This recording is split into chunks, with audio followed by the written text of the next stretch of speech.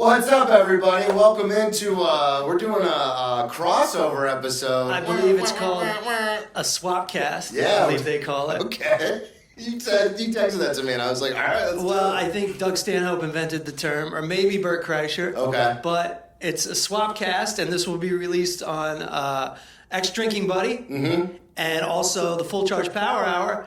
And I had an idea on the train over here. I still got the feed to Power of How. We'll do it, yeah. This is going on Power of I How, didn't even think about that. This is a triple Swapcast. Yeah, we're doing it.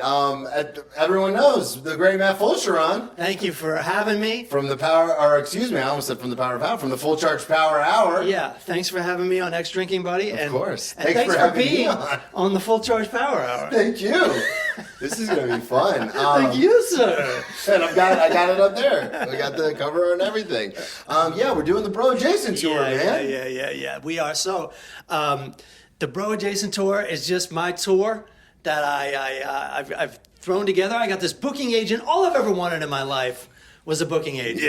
Yeah. So in entertainment, for anybody listening who doesn't understand, you have like a main person that you talk to, like a manager or an agent, but then there's subsects to everything. You have a commercial agent, a booking agent, which is where you get your tour stuff from. Yeah. That's where most of the money is made in stand-up. Yeah. You have like movie agents. There's separate television agents. They're all separate. So they're all separate. So as a comedian, it's like a booking agent is like the number one thing because we make most of our money going out on the road. That's the game we're playing. And that's what they facilitate is just they have relationships with all the clubs. Yeah, and it goes catch-22. It's always like like I know these booking agents, and I'll be like, hey, what do you think?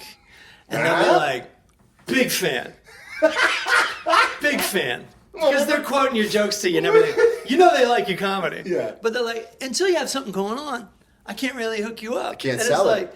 Until I'm hooked up, I can't think of anything going on. It's the catch-22 thing. Yeah, it is. You know? It is. I've seen this happen before, just personally with my non-manager that I joke about. He when he comes into the restaurant every so often with his other clients, which again makes me feel kind of like weird because I'm like, do you guys want more bread? Cool. This is fun. He's like, you owe me 10% of that bread. But it was really satisfying. Michael Key is a regular at the restaurant. Yeah. So I've gotten to know him a little bit. And when he came in, actually at the same time, my quote-unquote manager, non-manager, whatever he is, was sitting with another client. And I walk out, I'm like, Key, what's up, man? But to your point, it's like, unless you got something going on, but that looks like, does he got something going on? Right. So I went back over to the table, and how do you know Keegan-Michael Key? Key? He's a regular, man. He's a friend. He goes, oh, you think you can, like, entertain? And I go, no! Hey, man, until you got something going on, I can't introduce you to Keegan. But it's one of those weird things where it's like, we've been, like, quote-unquote, working together for a year. Dude, I had this manager who was, like, a legit manager who I was even, like, pitching, like, my own sitcom with this management company. But They didn't give me like a development deal where I was like paid up front or anything. So I'm still working at this video duplication place, which is how the business operated back then, pre-internet. And he called me up, one of the people that worked at my management team, and they're like, hey, can you get such and such a deal on some videotapes? Like some dubs. Yeah. Like another client. Yeah. And I'm like, dude, I'm doing way more for you at this point. That's exactly how I feel. Now, I tell everyone, I told you this, I tell everyone, I was telling Bert and Tom when they came into the restaurant, I don't care if you're an open micer all the way up to, Tom was doing Madison Square Garden. Yeah. I don't care. If you're in comedy, and I know you're in comedy, and you're not a total douche, I'll hook it, I'll bring out free stuff, I'll tell my chef my cousin is here, and he always goes, how many fucking cousins do you have? But that's what I try to do because, we're all in this together. Yeah. We don't have a union or anything. I try to look out for, our kind of like our people in the comedy world. But when it's like a suit and they come in and they expect to like get hooked up and like they throw me like a show here and there, I'm like, fuck off. Now, to your point, it's like now I'm doing more for you than you've ever done for me. You point to the sign. Suits pay for sides. But no free macaroni and cheese, buddy. Things where it's like because it's that camaraderie we have as comedians, where it's like we've all like been through it. We've all done shitty shows. We've all bombed. We've all crushed. Like we've all been through it. So there's some relatability to that. Yeah. But if this is just a person who's like, yeah, I'll throw you on the show every once in a while, but I expect to come in and get treated like Tony Soprano in what was the name Vesuvios. Vesuvios. It's like, that's not how this works, bro. Yeah, totally. I'm like, you're not coming on the pod. Like, what are we doing? Coming on the pod. That's the funniest when they want to make that transfer over. Like, I want to be an entertainer too. I want to be on the pod too. I've actually I had someone on who produces shows, a good buddy of mine in New York, and we talked about that. He was like, I walked into a comedy club and I was like, this is awesome. Like, I want to do this. He tried it a couple times and he's like, I can't do this.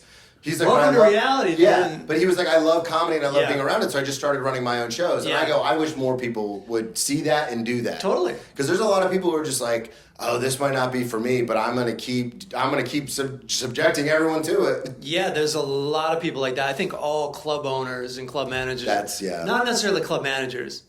There's two types of club managers: a restaurant manager and a comedy club. Yeah. And you get both at a comedy club. It depends on who the personality is. Yeah. And give me the restaurant manager. 7 days a week, baby. Oh, you're not gonna tell me about my bits? You're not gonna tell me what sounds better? Yeah. You're just gonna, hey, we sold this much food. All right, cool. Yeah. 86 to 6. Yeah, we were at a club last time I was here, and like the manager wanted to sit with me. And like he wanted all my attention, and then he wanted to like kind of insult me. Do you remember? Yeah, I forgot about that. What are you doing here? He was kind of bummed I didn't like give him a big hello. Yeah, I do remember that. God, it's like you never booked me. What kind of hello do you want? That's another funny thing I find in dealing with comics, especially because a lot of people at my level are like producing their own shows, booking their own things. And as soon as they have a podcast or something they want to promote, hey, can I come on the show? Yeah. And then they'll come on the show. We'll talk about whatever they're promoting. Yeah. And they'll be like, oh, I also run a really cool show, blah, blah, blah. And I'm just like, yeah, you do. Yeah, you do. You do. And I know you forget about me because you immediately reached out to come on here to promote your thing. Yeah, but totally. I'm still waiting on that invite. Yeah, hook me up. Yeah. Hook me up. So I got this this agent. He's just kind of like, he's actually a comic, comic first, and he actually opened for me in Ohio at one point. Oh, that's awesome. And somebody else told me, a friend of mine told me, yeah, he's booking me on the road. And I'm like, well, I got to meet with this guy. Yeah. And he fucking, I finally got it. Yeah. I finally got somebody who'll make phone calls for me, who like gets my comedy. And he's low key. He's like indie. He's not like with any organization or anything. And so that's all you need is someone else to call. That's awesome. And now we have the Road Jason tour. Yeah. And we're going to Boston this week and Hartford this week. And we're going to go to Charlotte next week. Yep. And on the 27th of April. And then Florida, man. Big Florida. Your triumphant return. I'm so excited. I appreciate you having me on this tour. Oh, dude. We've been talking about it for a while. Yeah. Because you've got some stuff in the works. And I do. I'm taping a special. Okay, I didn't know if you wanted to. No, tickets are available at the Comedy Magic Club. I have a meeting after this, dude. I got my producer, and he's bringing in like somebody on the budget. Let's go. He's got like a legit director that's directed a lot of specials for Netflix, dude. I was like, and he was like the first person I called. This producer that I know that I've worked with him before. He used to be Tasha's tour manager. So, like, I know him very well. Yeah. And he knows me very well. And he also used to work at the venue I'm taping at. That's Which awesome. is insane. Yeah. Like, it couldn't be a more perfect I remember, person. when all the pieces started falling into place because we were texting about it. We were like, I got this guy, and now this guy's on. And well, it's weird because so many things don't click in this business. You're always like, I feel like you're forcing sometimes, and you have to back off, and you have to play this, you play that. It's so weird because you also know how you put off like the real work that you're not familiar with. Okay, I get ready for a show tonight. I know how to do that. Yeah. Take me a special. I've never produced a special before, so I was very intimidated about it. But I got the tickets I got the ticket link up and everything, and I'm like, well, I better get on this. I better get ahead of this. Yeah. And I sat down, and I thought the first person I thought of was him, and I checked in with somebody else that works with him, and he's like, "Oh, you gotta work with him," and I'm like, "All right, great." And when he called me, he had like all these ideas ready to go, and I was like, "Holy it's all coming together. Shit!" I couldn't believe it. I'm super excited to do this because I know I'm dealing with people who know me and understand what I do. And like we can really talk and collaborate on something. It's like so fucking exciting. Well, and you're so used to being on your own in this business. 100%. Because we talked about this on The Power of How a lot, but that whole, and this is something you and I and Daniel, of course, by being Daniel, but like that whole setting a deadline. Yeah. For yourself. Yeah. Because you and I have known each other for a very long time. And when I first moved to New York, we would kind of toss around this idea of like, you know, I want to shoot a special, and I was talking about my one-man show. Mm-hmm. And they were kind of just abstract ideas where we're like, yeah, eventually, because to your point, it's not immediate. Yeah. And so you're like, yeah, eventually we're going to, well, I'll get around to it. And if I could stop you just for 1 second, I've already set the date for my special, and it came and went. Like last year. Yeah, what you did. You know what I mean? Like I set a date and it still didn't happen. Yeah. Now I'm getting people. Now there's a ticket link.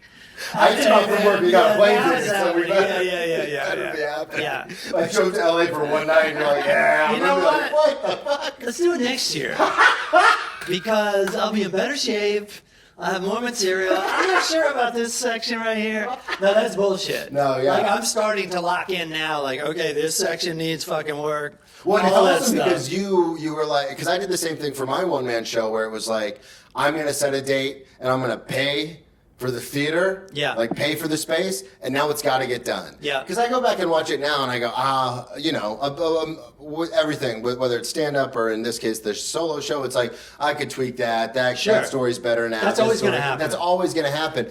But the fact that I like set the date, paid for the theater up front before I worried about anything else, I was like, here's the money. Yeah. So now I'm out. However much it was, I'm out of it now. Yeah. So it's like now we're doing this. Yeah. And you did a similar thing when you were like, I got the venue. You started telling people. You put up the ticket link, and it's like, all right, well now we're in it. Yeah. Whether we're ready or not, here it comes. Yeah, no, you will be ready. Yeah. To summit, you will be showing up. You will be doing it. And it's such an awesome venue where you're doing it. And to your point, because the more you and I talked about it, it's like perfect for what's happening. It's perfect, and I do love. This is so foreign to me because the last time I taped a special, I just got the call, like Goodfellas, man. Like, it's happening this date. Here's the link to promote. And that was all I had to do. Yeah. You know, and on this one, you have to put up your own money. But the upside of that is I get to edit it however I want to edit it. It's yours. And so that's fucking beautiful. There's no holding on to material in perpetuity and all that. It's your thing. And so you can take more chances, but it's a whole different freedom when you're playing to the cameras. Yeah. You know, you're not in some foreign town you've never been. And that's another thing what I'm trying to get around to is it's so great to have you on, and now Lance. Shout out to Lance. Is going to be Lance Weiss. Lance Weiss. I can never get it right. Weiss or Weiss? It's Weiss. It's Weiss. It's Weiss. Well, he called me Brendan in the group chat, so it's Weiss. Right. So he did? Yeah. No. I'm sure it was an autocorrect because I have a unique name. Yeah. But as soon as you were like, Weiss, I'm like, it's Weiss. Right. But it's so much better to like roll into town with people I know, people I like, people I believe in. It's so much different attitude to showing up and just getting like interrogated in the green room. Yeah. Like, so, you know, they just want to figure you out or whatever, and then they're going to try to bury you. Yeah. They're going to try to ruin your night. Yeah, it's great because I've been that. We've all been that guy. Yeah, I'm not shitting on that guy. No, yeah, I'm that guy. Yeah. But back in Jacksonville when people would come through, and I'd be excited to be like, oh, I listened to this guy on this podcast, like so-and-so is coming to town. And there was a couple of people I got to open for in Jacksonville, and I was genuinely a fan. So they would come with their feature. You know, we talked about Rain Dogs before on the show. Yeah. But we had a few comics come through there. And I remember being like, man, I've heard that this guy on such and such podcast 2 or 3 times. Like, I'm going to invite all my friends. Yeah. And I'm going to bury this guy. And they'll always remember. Watch me bury George Carlin tonight. God, but it was but that's just the mindset when you're a younger comic or even an older person, but you've never left the town you're in. Right. When they're like, hey, the club calls you and they're like, hey, you want to open for such? Again, it's just. So I'm in a unique situation, like really for the first time in my life. This is like me getting ready for my hour. Mm-hmm. But I've been the opening act for other comics, and I see why they do it now, because you just get to roll in with your crew. Mm-hmm. You feel like so much less like an outsider. Yeah. Do you know what I mean? Yeah, and there's a comfort to it too. It's just so much better, and I'm so glad you're coming along with me. Yeah, I'm excited. I appreciate it so much. It's gonna be a blast. We're road tripping it, man. It's gonna be so fun. And this is something I told you when you did the very first episode of this during the pandemic, when we did it over Zoom. And I remember I was talking to you about this, but I say this, I've had plenty of people on here, and I talk about this a lot, where it's like, if like in my head, I'm like, oh, that is my friend. Because there's so many people, especially in our business, where they're like, oh yeah, okay. Sure. Like jokingly earlier when I was like, oh, Key, he's a friend. Sure. Like there's so much of that. But if I'm like, oh, this is my guy, this is my friend, this is a person I'm going to ride with. Yeah. And I told you this, what was that, 5-6 years ago? But like that's how, so as soon as you were like, hey, do you want to come along? There's not going to be a lot of money, but if you want to come, you can come. I told you, I was like, I'm going to start throwing money in the savings account, and I'll take the time off of work, and we're going. Like, I don't give a shit. The business is weird right now. It's like you just have to invest. Well, and like you have to have. What I like about this is there's an objective. Yeah. And you've always wanted to do more road, I think. Mm-hmm. Oh, and yeah, like 100%. This is going to be. And it's so cool to be on the road. Because in New York, and you know this because you were here for a while, it's so hard to just be like a regular at a club. Unless you're like one of the top 10 comedians in the city, it's very difficult to get steady work when you're doing more than 8 minutes. Yeah, totally. And so I have so many bits that I work out at open mics that I'll do when I'm throwing on a show, but you can only like weave in that material. Every once in a while, like if I said this before, I was doing a show at a smaller club here in the city. It was a late night Monday show, and I got booked on it once, did my tight material, did a tight 10, crushed, did really well. Yeah. Got booked on it again, and I was like, it's a fucking late show at like a lower level club. I'll weave in some new stuff. Yeah. And I did okay. Right. The third time, because it was 3 weeks in a row, the third time I'm like, oh, I'm always on this show now. Yeah, right. And I bombed. Never got invited back.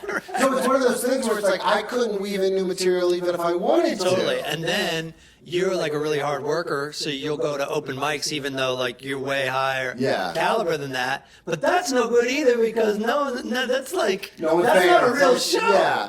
No one's paying attention. The stuff that we laugh at open mics is normally way darker, so dark, way twister than anything you'd hear at a regular show. So if you kill with a new bit at an open mic and then try it at a show, you're going to get groans, weird looks. People are not going to be on your side.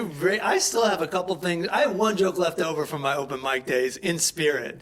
And I finally found the punchline like way later.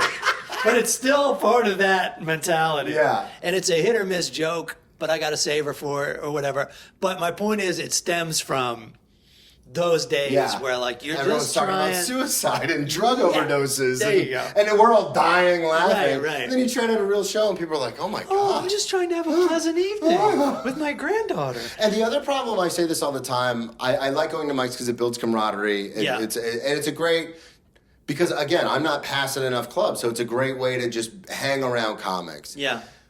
The thing that can be, and you and I have talked about this at length, because sometimes I'll have like the word, like a set at a mic where I'm like, I should quit comedy, which should never happen at a mic, because everyone at a mic is at a mic. Yeah. So you should never feel that way, especially to people listening who do stand-up. You should never feel that way at a mic. Well, no, people who do stand-up should quit. Yeah. Like, we don't need the competition. We got it. We're over it. Go back to college. You're disappointing your parents. You have a degree to do something with it. But it is a crazy thought to be, like, you can have, like, there's, like, today. I went to a mic earlier today, and I was, like, going on the road, got to work on a couple of bits from my tight 5. Yeah. Stuff I haven't done in a while, I want to make sure it's still good. Yeah. Everyone's heard it. Right. So they'll just stare at you. Yeah. And then I go, maybe this isn't funny. Yeah. And then I'm like, no, but this works. Right. But nobody's laughing. Right. So then you start getting in your head about what actually works and what doesn't, even though you know from historical evidence that this does work. Yeah. But that's another reason why mics can be detrimental. And you said something to me that I carry with me, which is sometimes preparation is more important than just getting up and saying it. That's my new thing. Yeah. And I'll tell you a long story just to prove that point if you're interested. Yeah, 100%. So I was hanging out with Louis. I had such a great time last night. And there's a lot of backstory to this. I was going to stay at Louis Katz's house, apartment, last night and tonight. But you know when you're going out of town and just life in general, you never get enough done? Yeah. You know? And so on the last day I'm in town in LA, I guess it was Monday, I get this thing where I have to self-tape an audition. Okay. Which I called my commercial agent months ago because I'm like, I got to do more stuff. I got to get out of the house. I called my old commercial agent, send me out. Guess what? Just like everything else, everything is now self-tape at home. Yep. So now it's just more of what I'm already bogged down with, which is podcasting you're producing your own podcast. And social media. That's all I do anyway, right? And now there's this self-tape. And you would not. All we do is just fucking this shit. They're like, how about some more of that? I want to go to an office for free, by the way. Yeah. And now the business, like all businesses, are just crumbling. And so the commercial acting business used to be a payday. It used to be good for unions, like your union status, get your card like and stuff. SAG. Yeah. Now everything's non-union, and they give you these instructions with attitude, by the way. Don't look at yourself on the camera. Make sure you have a reader. Fuck that, dude. I'm not inviting somebody over to read with me when my wife's out of town. Like, I know what I did, and I'm like, I don't even care if I can't get the job anyway. Yeah. Because, so what I did is I taped myself on like GarageBand without even a mic too. Just like trying not to get this job. Because they specifically said, don't do that. But I did it anyway. Because I also didn't book out. That's another thing you have to do with your agent. If you're going to be out of town, you got to book out and let them know when you're not going to be there. In other words, I can't make the callback. Yeah. But I didn't tell my agent. And also and it wasn't even my fault, but the first month of dealing with this commercial agent was me not getting the notifications from and in other words, and it's also AI now. So the agent does so little. All they are is involved. They set up your profile, and they're involved with, making sure you submit. Yeah. They're basically like sending you an email. It's like, hey, did you submit? Yeah. Why didn't you submit? But but they don't really do that much other than that. Yeah. And so I also spent the first. Yeah, I spent the first month like trying to make sure my self-profile and their profile of me was linked up, which it wasn't. You also can't. I also went to casting networks, which used to be a real physical place. I went there. There's nobody there, and it's in a casting agency that I used to go to all the time. And you'd go there, and there'd be like 30 beautiful women around 25. There'd be 30 dudes dressed like firefighters. Yeah. There'd be a bunch of dogs over here. It was awesome. It was so fun. And you totally took it for granted. Yeah. And I saw my friend there, and I go, hey, man. It was like there was only like 12 people there going for some role. It must have been a callback. Yeah. And I said to my friend, I go, is this casting networks? Is it ever open? And he goes, no, dude, like that's just up, but the sign is still up and everything. But it's just like a tumbleweed going past. Yeah. And so then you got to get on the phone and make sure it goes. I finally got it all linked up. And so I forget my point, but they're already like, they already have this attitude like, this guy is fucking old. I'm 50. Yeah. I'm non-union again. And I could tell it's just like a huge pain in their ass. But to my point, the casting networks couldn't like connect it. It took forever. Yeah. Anyways, that's why I feel like they have that attitude towards me, and I can't. And I already did one like, hey, I forgot to book out. I'm not going to be able to make this, so I'm not going to submit. But on this one, I'm like, I'm going to submit and pretend like I got my work last minute. Yeah. So that something came up. And then that's actually the great way to get the part is to say you're unavailable for the callback. Yeah. Because then they can just go by what they already like about you. Yeah. That's how I got on the Las Vegas HBO festival, but that's a whole nother story. Oh, really? 20 years ago. Yeah, I couldn't make the callback, and they liked what they saw at the first one, which, come on. Yeah. It's stand-up. It's lightning in a bottle anyway. Just go by that. And they had to go by that. And I made it to the HBO Festival. And that's how I got on the Craig Ferguson show. Oh, yeah. That's really how I got on Last Comic Standing and Live at Gotham was I had that tape. And it spiraled into like everything else. Nothing was better than just taking the job in Reno. You would be shocked because this is something that actually happens in athletics all the time. A lot of players, especially nowadays, their agents will be like, don't do the combine. Like all the testing. Yeah. They're like, don't do it. Right. And the players a lot of times are like, shouldn't I do it? Like, I'd be good at it. They go, you can only go down. Right. You already have They hype. see the tape. They see the tape. They have the hype. Right. Don't give them a reason not to pick you. Yeah. That's somebody without hype.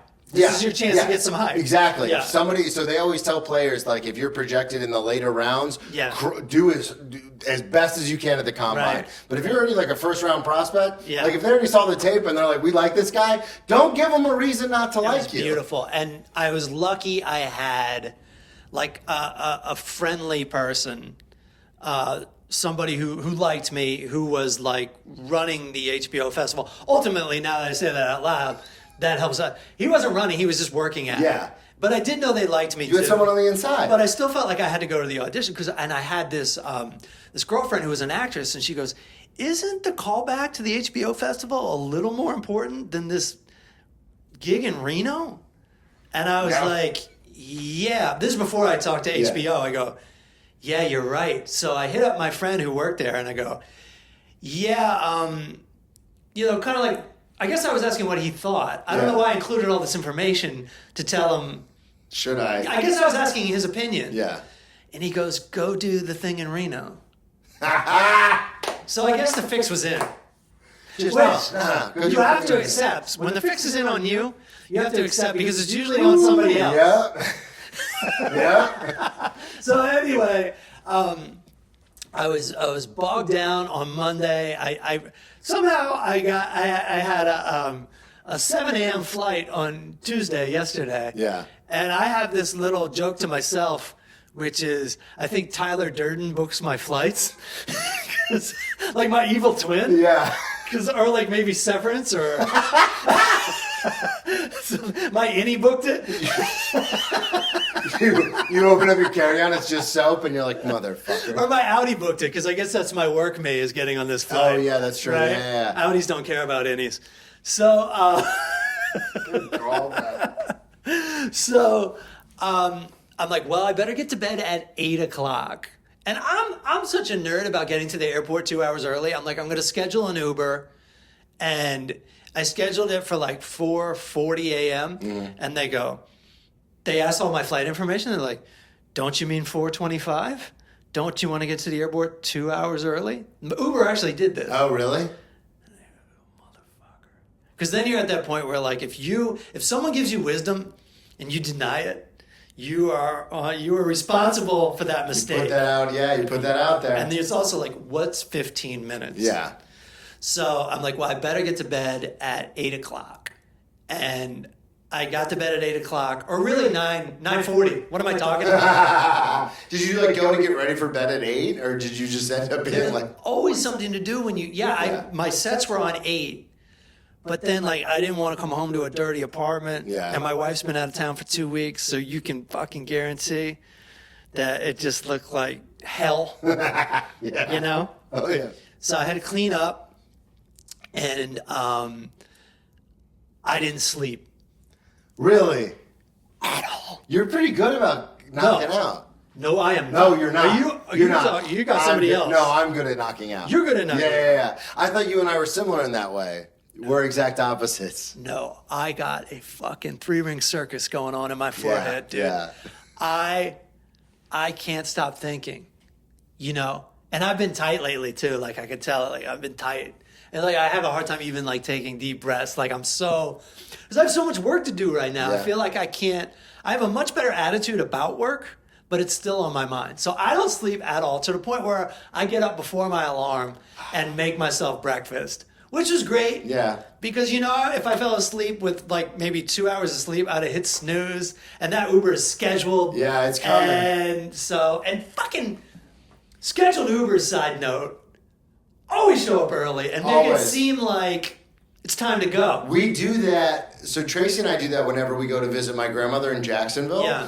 Because it's not like in a big city where you can just wake up and hit Uber and there's one like 3 minutes away. Right, yeah. Like sometimes, especially Jacksonville is so spread out, you'll call for an Uber being like, all right, we got to leave in like 10 minutes. Hit the button. It's like 27 minutes away. And you're like, what the? Like, we got to go now. I was just in Jacksonville for a wedding. My wife was the maid of honor, I believe.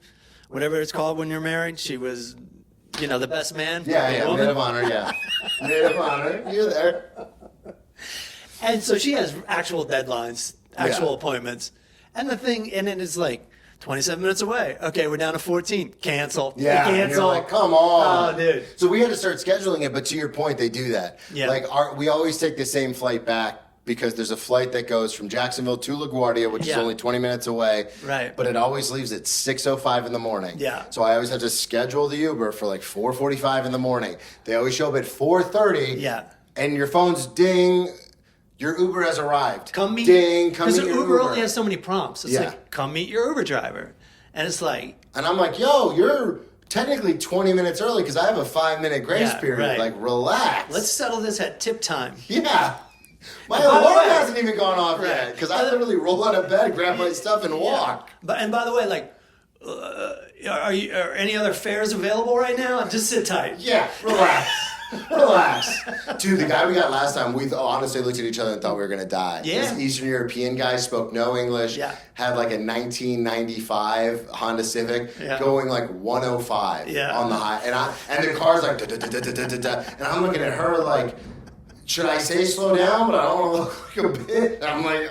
And it's also like, why? Like, why are you speeding? Yeah. This is a scheduled Uber. And the flight's at 6. It's 4:45. Relax. It's Jacksonville Airport. No one's going to be there. Half the people are going to miss the flights they paid for. Yeah. Oh, my God. It's crazy. But you were saying, you scheduled the Uber. So I get there, and I'm just... Sleeping on a flight is a young man's game. I can't do it. It's hard enough to sit in the fucking chair. This chair is more comfortable. Yeah. And this is not something I'm going to sit in for 4.5 hours. Yeah. And this chair has no cushion. There's a fake cushion on an airplane. It is. You're sitting on a metal chair. It's not. I can't. I'm coming back. That was like designed before calories were invented. It was coming back from LA. I always take the early flight out, and so I don't sleep. Yeah. I did the show in LA. Literally hung out with my friends around 2 a.m. We're all outside of the Comedy Store hanging out, and I'm like, all right, because at the Comedy Store they kick you out at 1:30. Yeah. So we're all just standing outside on the sidewalk like fucking hooligans.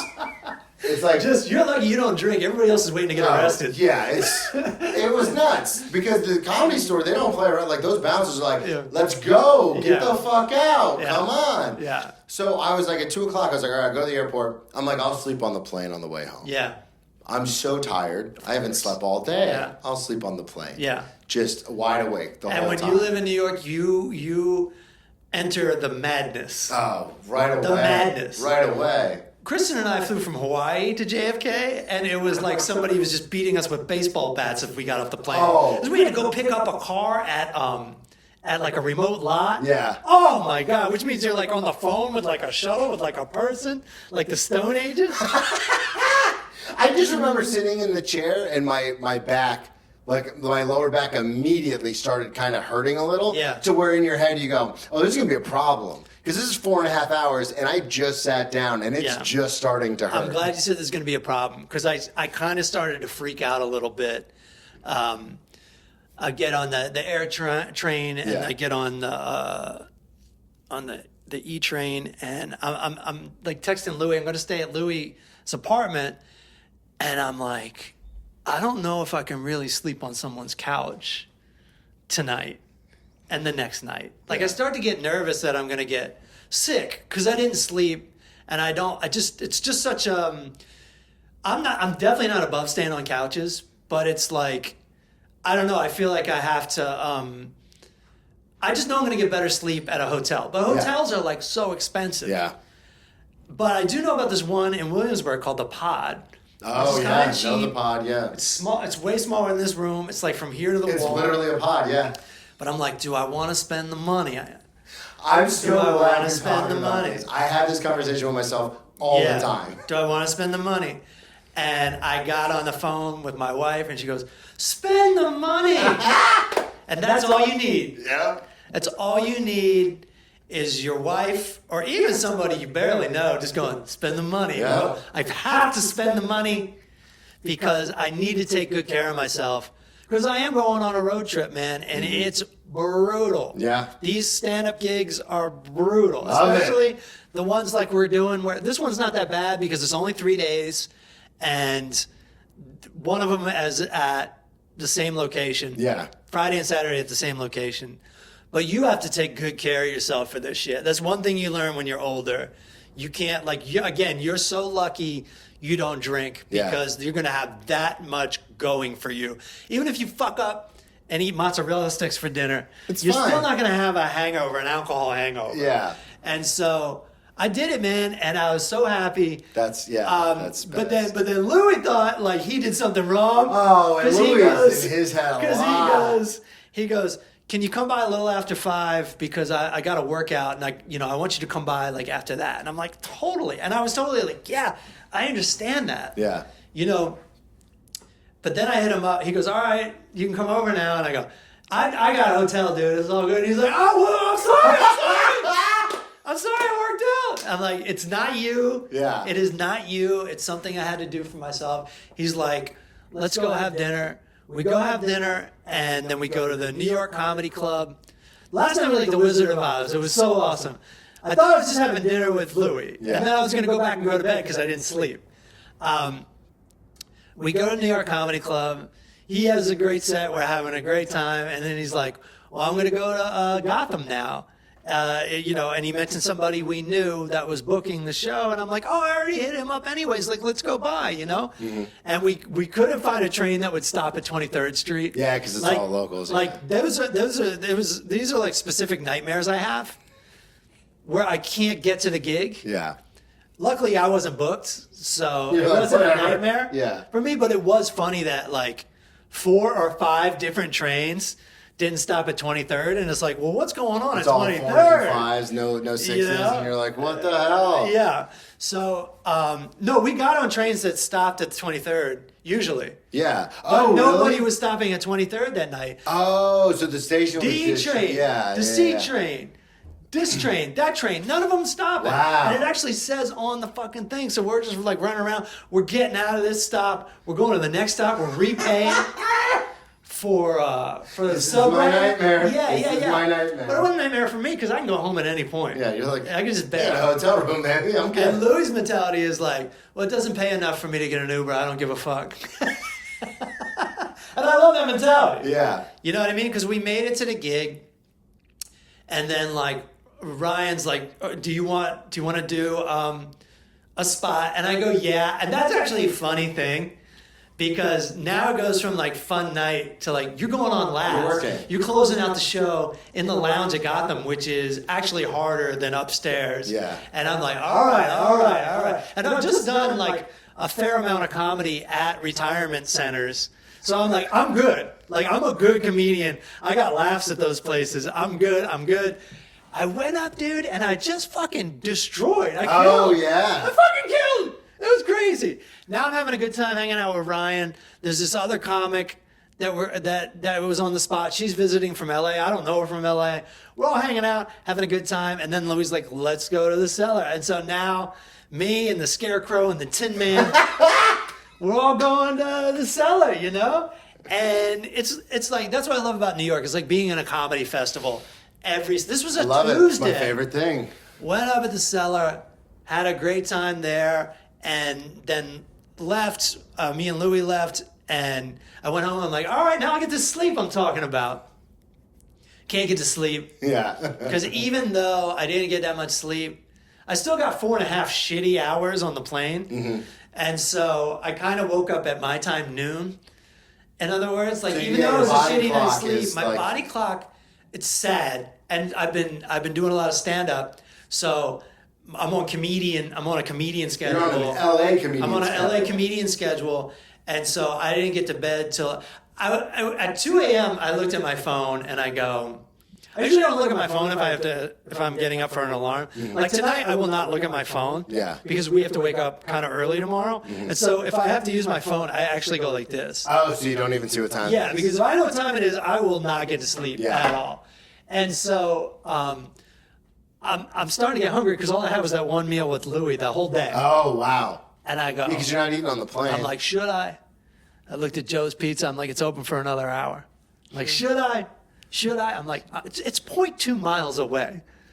I get up. I go out there. I'm the only one there. I figured, because I used to live in Williamsburg, and in my mind, it's Coachella every night. Yeah, 2 a.m. But that's just summer on Thursday through Sunday. Yeah, it's a 2 a.m. in barely. But in the it's spring. it's winterish. Yeah, it's very still winter. Yeah, and so it's just me and the guys.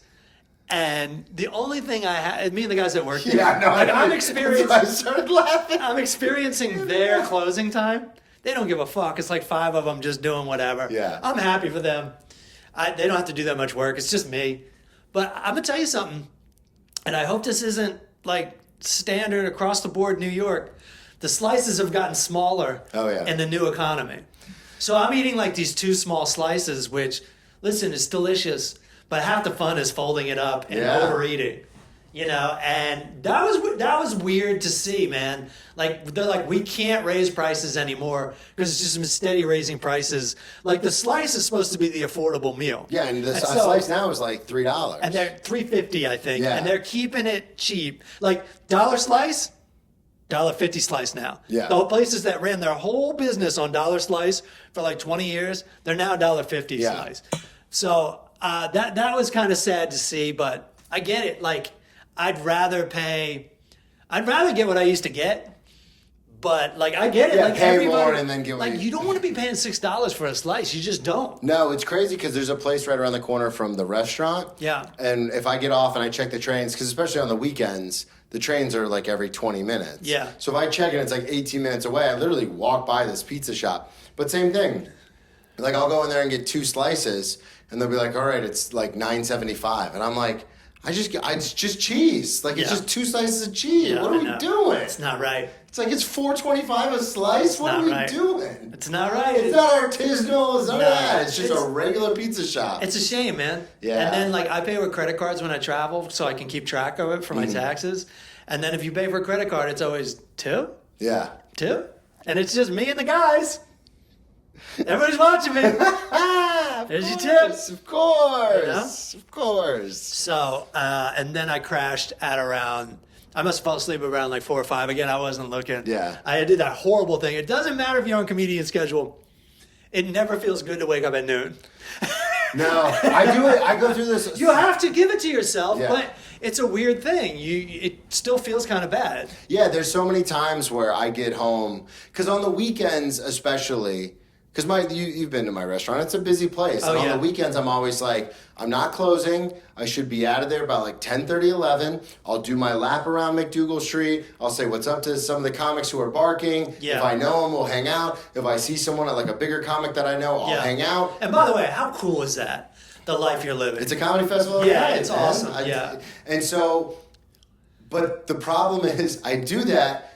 It's a Saturday night, so the trains are running a lot less frequently. So by the time I get home, it's like 12:31 in the morning. And it's like, okay, well, I just got off work, so I'm going to wind down. I might watch a show. You have to. I also have editing. There's always podcast stuff that needs to get done. There's always clips that need to be. You're never done. So it's like, okay, well, I'll do a little work on the computer. But then my brain goes to that something we always talked about on The Power of How is like, you have to do some stuff for you, like just because you want to do it. Yeah. So it's like, I can't do it during the day because I've got the gym, I've got mics, I've got work. Yeah. So it's like, all right, I'll like sit and play my video game for like an hour now. Which I think you should, though. But now it's 4 a.m. Right. No, but a couple of things. You have to unwind when you get home. Mm-hmm. You can't go straight to bed. Not because you need that hour of you time. It's just your body's not ready to go to bed yet. Yeah, that's the thing is my body's always And then you also shouldn't be doing work before you go to bed. Yeah, that's a You problem. should be fucking around. You really should be reading, but fuck it. I find like they say you're not supposed to watch TV. TV works fine for me. Yeah, I watch TV. I've been doing that for Didn't a while. Daniel say that like the brain scan? The blue lights. When you're watching, it's just like nothing. So what's wrong with that? That sounds good to me. I've heard But then the thing is like because Tracy sleeps with an eye mask. Yeah. So the thing we do now is I've asked her to leave when she goes to bed, because she's a teacher, so she goes to bed at like. Oh man. Her staying up late was like she stayed up till 12 o'clock the other night because they're off this week, and it was like she's like, I'm exhausted. This is the latest I've stayed up in forever. So we leave the window shades open, because what I've noticed is that if the natural light wakes me up at like 9. I'm actually up. You're fine. I crash out around 1 or 2, but I can take a nap before I go into work. Yeah. I'm a good napper. So good for you. Yeah, I'll crush a nap, like a 30-minute nap, and then go into work, and I feel great. Yeah. But that, like, especially during the winter when it's cloudy, or when we used to sleep with the blinds closed, if I got up at like 11:30 or 12, I felt like the biggest piece of shit in the world. Which you shouldn't. Because I'm going to bed at 4, but it's still in my head. I'm like, miserable. Listen to like what you just said you did. You're working, you're earning a living, and then you're going to your other career, you're working at that. Socializing is a good chunk of it. Yeah. And also just seeing it with your own eyes, and like just being around it. You could get nabbed like, Brennan, nobody showed up. Yeah. There's a bunch of comedy clubs. We just started there. Rewatching Crashing. Tracy had never seen it, so we're rewatching Crashing. Yeah. And in like episode 2, Big J is like, yeah, you want to go up, man? Yeah. You want to go up? And then when Pete Holmes goes to go up, he's like, I've never seen him before, but this will be fun. And Tracy's like, oh my God, does that really happen? And I go, all the time. All the time. That happened to me last night. Yeah. You want to go up? Okay. There was no need for me to go up. Like, there was a full show. Yeah, but they were just like, based on what I saw. Yeah. I saw like 3 comics go up. And then we got there. I told you we were late. Yeah. Oh, yeah. But I can't turn it down. Yeah. It's like, I've been doing this a long time, and I've played a lot of famous clubs, but it's always a privilege to do a legit comedy club. It just always is. 1 a.m, doesn't matter. Like, and that doesn't mean you say yes every time, but there's something about it. Say yes. There's something about it. Fucking say yes on this one. Because I've especially if you don't live in the city. Yeah, oh yeah. Dude, like you can be out. Coming in to visit, you're like, hey, I'm here to crush it, I'm out. But how bad can you fail? Like, you just be like, well, I'm never going back to New York. I'm never going back to God. But I also had the luxury of, they don't know how long I'm supposed to do. Yeah. If we're not feeling it. And I just went up there, and they that like 30 seconds of them not like really liking you, but I didn't let it faze me, and I just fucking ramped up. Got him. And right now I tell my 2 best jokes up front. Oh, it's just like smart. Koosh, koosh, and it was just like, it was awesome, dude. It was fun. Dude, that's sick, man. Yeah. But you're not saying with Louis. Was Louis hurt about it? Louis was not the least bit hurt. I'm sure he was like secretly relieved, like because like once I convinced him that it wasn't him. Yeah. He was like, "Yeah, dude, you're good. You're a 50-year-old guy. You want your own space." He was saying it from his perspective too. He's younger than me, but still, you need your space sometimes. You know? I brought it up because it reminded me of when I went to LA a couple weeks ago. Because you were like, yeah, you can stay with us. But I was going through those same, what you were going through, I was going. Of course. I literally got a place, booked it. Yeah. And then I was like, no, Matt and Kristen said I could stay with them. Yeah. So I unbooked it. Yeah. Then booked it again. Yeah. And then unbooked it. And I was like, what am I doing? I'm going crazy. Because I was like, I need my space. But I was like booking a place on like Vrbo. Yeah. And it was like, oh, it's a spare room in another guy's house. So it's like, I might as well just stay on this. Stay with us. Stay with us. I was like, I might as well stay with family. Yeah, not with this random stranger. And what's good, I only have a 1-bedroom, but the bedroom is so far away from the living room that it's pretty awesome. Yeah, it was it was basically staying in my own spot. But it was just that what you're talking about, that just idea of like, well, I need to save money, but also I want my own, like that back and forth. So that back and forth, thing I left out just for brevity was at the airport in the morning, I booked 1 night at the Pod out of the 2 days, right? So I'm like, I'll stay with Louis 1 night, and then I'll go to the hotel the next night. Yeah. So I was already had 1 foot in. You were already there. And I was like, but I can't do, I was like kind of getting upset. I was like, I can't do this. I can't like fucking, I can't sleep on somebody's couch when I'm this tired. And I'm glad I did it because I honestly slept, I woke up at noon. Yeah. Well, I didn't get out of bed till like 1:15. You were out. Yeah. And so that's what's funny. I set up a loose day for myself. Just 1 podcast. Mm-hmm. But now I'm on a time crunch.